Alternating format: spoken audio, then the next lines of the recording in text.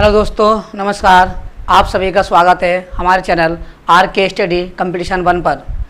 जैसा कि आप सब जानते हैं कि हमारी ओर से आपको प्योर NCERT कंटेंट मिल रहा है और हमारा आपसे वादा है कि आप कोई सा भी एग्ज़ाम दीजिए उसमें हमारा पढ़ाया हुआ अवश्य मिलेगा।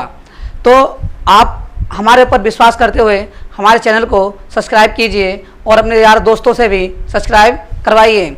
तो जैसे हम जानते हैं कि हम पढ़ रहे हैं हिंदी स्पेशल, और हिंदी स्पेशल में हम आपको पढ़ा रहे हैं शब्दों के भेद, और शब्दों के भेद में हम पढ़ रहे हैं सर्वनाम।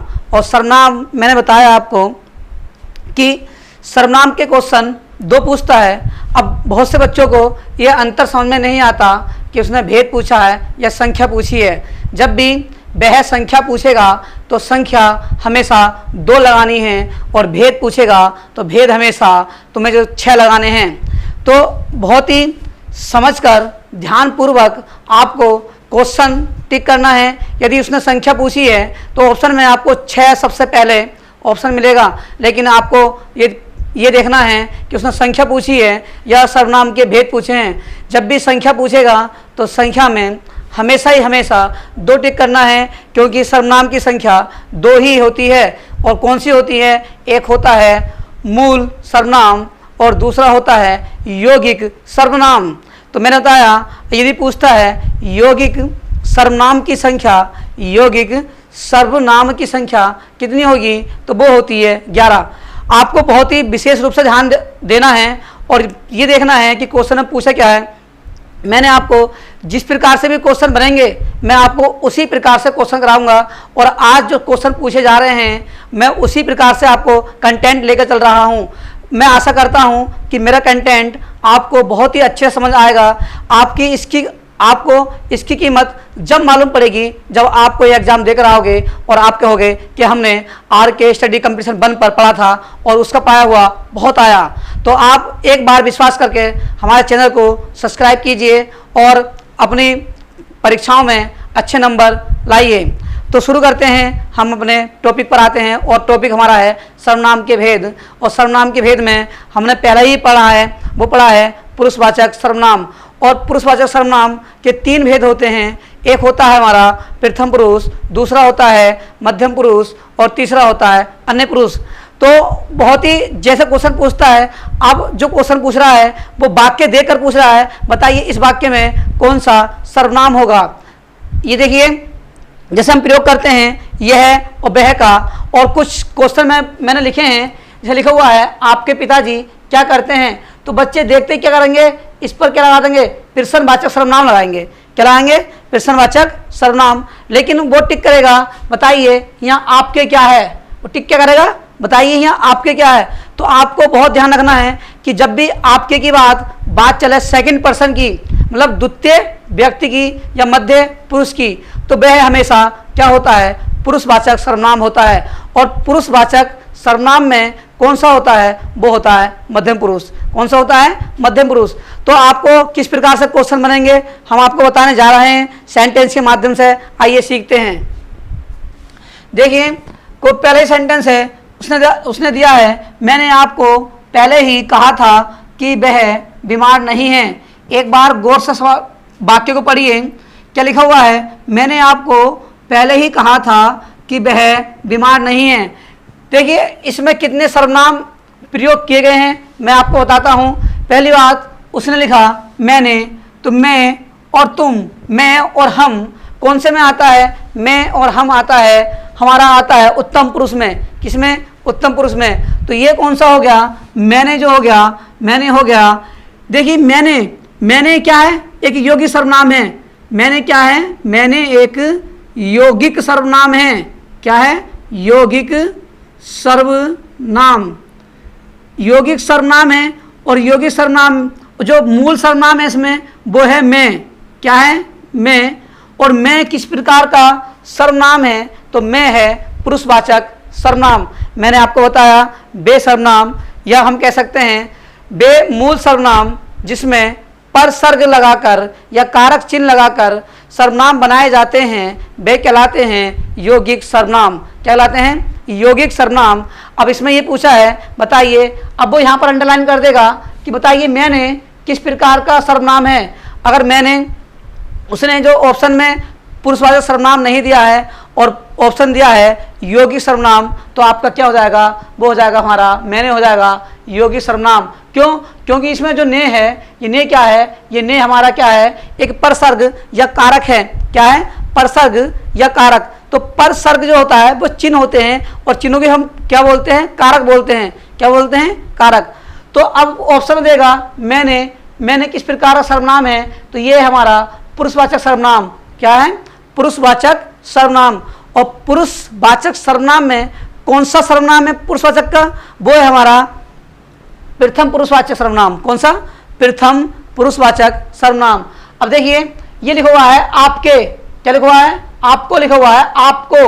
तो आपको क्या है, एक प्रकार का यौगिक सर्वनाम है। क्या है भाई? एक प्रकार का यौगिक सर्वनाम है। और इसमें जो आपको हुआ, तो मैंने बात की है, मैं बोल रहा हूं आपको, तो बात हो गई द्वितीय पर्सन की। जब बात द्वितीय पर्सन की हुई तो हमारा बन जाता है पुरुषवाचक सर्वनाम, और वो कहलाता है मध्य पुरुष। क्या कहलाता है? मध्य पुरुष। तो हमारा जो आपके हुआ वो हुआ पुरुषवाचक सर्वनाम। क्या हुआ? पुरुषवाचक सर्वनाम। और पुरुषवाचक सर्वनाम में जो हुआ वो हुआ मध्य पुरुष, मध्यम पुरुष। अब देखिए मैंने आपको पहले ही कहा था कि वह बीमार है। अब देखिए जो वह है, अब यहाँ अंडरलाइन कर देगा और आपसे पूछेगा, यहाँ पर अंडरलाइन करेगा वह पर, और आपसे पूछेगा बताइए यहाँ वह जो है वो कौन सा सर्वनाम है, वह जो है वह कौन सा सर्वनाम है। तो मैंने बताया, अब जो बात चल रही है, मैंने आपको पहले ही कहा था कि वह किसी तीसरे व्यक्ति की बात चल रही है, और जहाँ थर्ड पर्सन की बात चले, तो वो होता है हमारा, वो कहलाता है अन्य पुरुष। क्या कहलाता है? अन्य पुरुष। अन्य पुरुष में क्या क्या आएंगे? अन्य पुरुष में यह है, वह, ये, वे। पहली बात, एक इसमें छोटी सी ट्रिक है जो 90% कार्य करती है। तो अन्य पुरुष या पुरुषवाचक सर्वनाम में संज्ञा का पता नहीं चल पाता है कि वह संज्ञा कौन सी है। तो ये वाले वाक्य, ये वाले शब्द, यह, वह, ये, वे, ये निश्चित और अनिश्चित में भी प्रयोग किए जाते हैं। लेकिन जब यही शब्द किसी अन्य पुरुष, किसी तीसरे व्यक्ति के बारे में प्रयोग किए जाएंगे, तो ये बन जाएगा पुरुषवाचक सर्वनाम। क्या बन जाएगा? पुरुषवाचक सर्वनाम। मैं आपको एक बार फिर बोल रहा हूं कि आपको बहुत ही ध्यान से, बहुत ही अच्छे से ये देखना है कि ये शब्द किस व्यक्ति के लिए प्रयोग हो रहे हैं, निश्चित दिखा रहे हैं या अनिश्चितता दिखा रहे हैं। यदि यही शब्द यह वह किसी अनिश्चित वस्तु के लिए प्रयोग होंगे तो बन जाएगा अनिश्चयवाचक सर्वनाम, और निश्चित के लिए प्रयोग होंगे तो बन जाएगा निश्चयवाचक सर्वनाम। लेकिन यही शब्द किसी तीसरे व्यक्ति के बारे में बात करेंगे, तो ये बन जाएगा पुरुषवाचक सर्वनाम। और पुरुषवाचक सर्वनाम का जो बन जाएगा वो बन जाएगा तीसरा पार्ट, और तीसरा पार्ट कौन सा होता है? वो होता है अन्य पुरुष। तो आप बहुत अच्छे समझ में आ रहे होगा आपको कि इन शब्दों का प्रयोग कहाँ होगा और कैसे ये सर्वनाम बदलेगा। देखिए तो ये क्या हुआ हमारा, ये वह जो हुआ, ये हुआ पुरुषवाचक सर्वनाम। क्या हुआ? पुरुषवाचक सर्वनाम। और पुरुषवाचक सर्वनाम में कौन सा हुआ? अन्य पुरुष। कौन सा हुआ? अन्य पुरुष। ठीक है। अब देखिए अगला सेंटेंस देखते हैं, और अगले सेंटेंस में क्या है? मैं अभी पढ़ रहा हूँ। तो इसमें देखिए जो मैं है, मैं क्या है? मैं एक मूल सर्वनाम है। क्या है? मूल सर्वनाम। यदि ऑप्शन में मूल सर्वनाम दिया है तो आप किस पर जाओगे? आप जाओगे मूल सर्वनाम पर।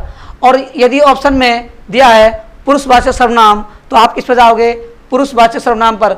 जब कोई व्यक्ति मैं और हम के बारे में बात करे, मैं और हम के बारे में बात हो, तो वो हो जाता है हमारा एकल पुरुष, उसे हम बोलते हैं प्रथम पुरुष, और ये कहलाता है पुरुषवाचक सर्वनाम का पहला भेद। पुरुषवाचक सर्वनाम का पहला भेद। अब देखते हैं तो इसमें कौन सा हुआ? ये हुआ पुरुषवाचक सर्वनाम। और पुरुषवाचक सर्वनाम में कौन सा हुआ? ये हुआ हमारा प्रथम पुरुषवाचक सर्वनाम। अगला देखते हैं, तू मेरी सांसों में बसता है, तू मेरी सांसों में बसता है। अब जो तू है ये तू पूछ लेगा बताइए किस प्रकार का सर्वनाम है। तो पहली बात जो तू है ये है हमारा मूल सर्वनाम, क्योंकि इसमें ना ही कोई प्रसर्ग लगा है या कारक का यूज नहीं हुआ है। तो ये हुआ हमारा, क्या हुआ, ये हमारा कहलाएगा मूल सर्वनाम। अब वैसे पूछेगा तो क्या होगा, ये तू। अब बात चली तू सेकंड पर्सन की, क्या बात चली, सेकंड पर्सन की, मतलब द्वितीय पुरुष की जब बात चलेगी तो हमेशा क्या होगा, वो होगा पुरुषवाचक सर्वनाम। और पुरुषवाचक सर्वनाम में कौन सा होगा, वो होगा द्वितीय पुरुष। क्या होगा, द्वितीय पुरुष। तू तुम, तू तुम और आप, तू तुम और आप, इन शब्दों का प्रयोग हमेशा किसमें होता है, द्वितीय पुरुषवाचक सर्वनाम में होता है। लेकिन एक विशेष बात ये ध्यान रखनी है, जो आप शब्द होता है वो निजवाचक सर्वनाम में भी प्रयोग होता है। अब निजवाचक सर्वनाम में यदि खुद के लिए, स्वयं के लिए प्रयोग होगा तो वो उस समय ये आप कहलाएगा निजवाचक सर्वनाम। लेकिन किसी दूसरे व्यक्ति के बारे में बात चलेगी, किसी दूसरे व्यक्ति के बारे में बात चलेगी, मैं बोलता हूँ कि आप अच्छे से पढ़ाई कीजिए, आपका सिलेक्शन पक्का होगा, 101% होगा। बाकी नसीब रहा, मैं मानता हूँ कि मेहनत 80% काम करती है और 20% नसीब काम करता है। तो मैंने आपसे कहा कि आप अच्छी तरह मेहनत कीजिए। अब वो पूछेगा कि बताइए इसमें जो आप है वो किस प्रकार का सर्वनाम है। क्या पूछेगा कि इसमें आप जो है वो किस प्रकार का सर्वनाम है। अब इसमें आप जो है वो काम कर रहा है किसी सेकंड पर्सन के लिए, तो वो कहलाएगा पुरुषवाचक सर्वनाम। अब मैं बोलता कि मैं अपने आप पढ़ाई कर लूँगा, मैं बोलता कि मैं अपने आप पढ़ाई कर लूँगा। अब पूछेगा बताइए इसमें जो आप है वो किस प्रकार का सर्वनाम है। अब देखिए जो आप शब्द हुआ वो किसके लिए प्रयोग हुआ, वो मेरे खुद के लिए प्रयोग हुआ। जो आप शब्द है वो मेरे खुद के लिए प्रयोग हुआ, तो ये आप जो कहलाएगा वो कहलाएगा निजवाचक सर्वनाम। बस आपको इतना अंतर देखना है कि ये शब्द किन के लिए प्रयोग हो रहे हैं। खुद के लिए हो रहा है आप तो निजवाचक, किसी दूसरे के लिए प्रयोग हो रहा है तो पुरुषवाचक। देखते हैं तो यहाँ तू जो हुआ वो हुआ मूल सर्वनाम और ये कहलाएगा हमारा पुरुषवाचक सर्वनाम। और पुरुषवाचक में कौन सा कहलाएगा, ये कहलाएगा मध्यम पुरुष। क्या कहलाएगा, मध्यम पुरुष। अब देखिए ये पूछा है आपके पिताजी क्या करते हैं और आप देखते क्या लगाओगे, क्वेश्चन मार्क लगा हुआ है, तो आप कह दोगे कि प्रश्नवाचक सर्वनाम हो गया।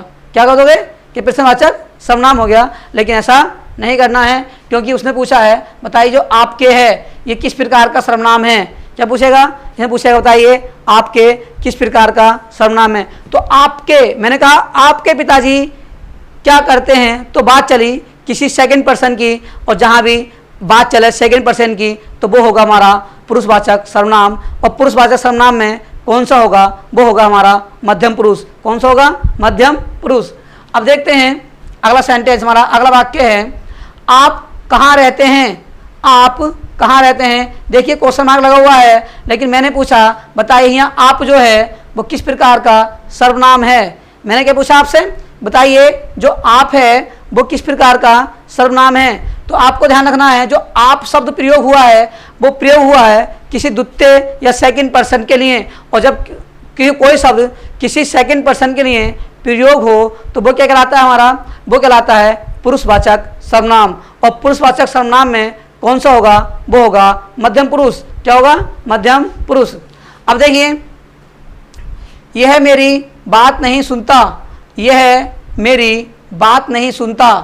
देखिए जो यह है, मैं बोल रहा हूँ कि यह व्यक्ति मेरी बात नहीं सुनता, तो बात चल रही है किसी सेकंड पर्सन की, तो यहाँ जो यह है ये क्या हुआ, ये हुआ पुरुषवाचक सर्वनाम। क्या हुआ, पुरुषवाचक सर्वनाम। या बोल सकता हूँ ये व्यक्ति मेरी बात नहीं सुनता, तो ये का प्रयोग किसके लिए हुआ है, किसी सेकंड पर्सन के लिए हुआ है या किसी अन्य पुरुष के लिए हुआ है, तो हमारा क्या कहलाएगा, हमारा कहलाएगा वो कहलाएगा हमारा यह, तो ये कहलाएगा पुरुषवाचक सर्वनाम। क्या कहलाएगा, पुरुषवाचक सर्वनाम। अब देखिए जैसे हमारा यह है वह घूमने गया होगा, तो वह घूमने गया होगा, तो वह की बात चल रही है किसी अन्य पुरुष के लिए, किसके लिए, अन्य पुरुष के लिए, तो वो कहलाएगा हमारा, वो कहलाएगा पुरुषवाचक सर्वनाम। जैसे मैंने बताया यहाँ यह जो है यह बात चल रही है किसी अन्य पुरुष के लिए, तो क्या कराएगा ये पुरुषवाचक सर्वनाम।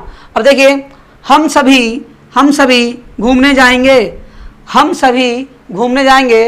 अब उसने पूछा है जो हम है वो किस प्रकार का सर्वनाम है। अब बात चली है हम की और बात चल रही है खुद के बारे में, तो ये हुआ प्रथम पुरुष, और प्रथम पुरुष में ये किसका भाग हुआ, ये भाग हुआ पुरुषवाचक सर्वनाम का।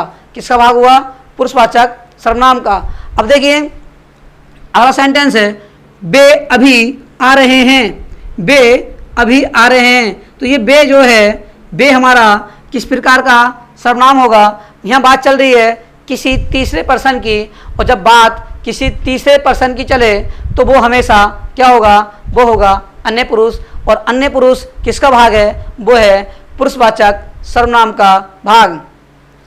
तो अब आपको बहुत अच्छे से समझ में आ गया होगा कि यह, वह, ये, बे, मैं, तुम, आप का प्रयोग हम कहाँ करेंगे और किस प्रकार से करेंगे। मैंने आपसे कहा कि जो भी क्वेश्चन बनेंगे, जैसे भी क्वेश्चन पूछे जा रहे हैं, आपको NCERT कंटेंट मिल रहा है, और जैसे भी क्वेश्चन पूछे जा रहे हैं मैं आपको सभी कराऊंगा।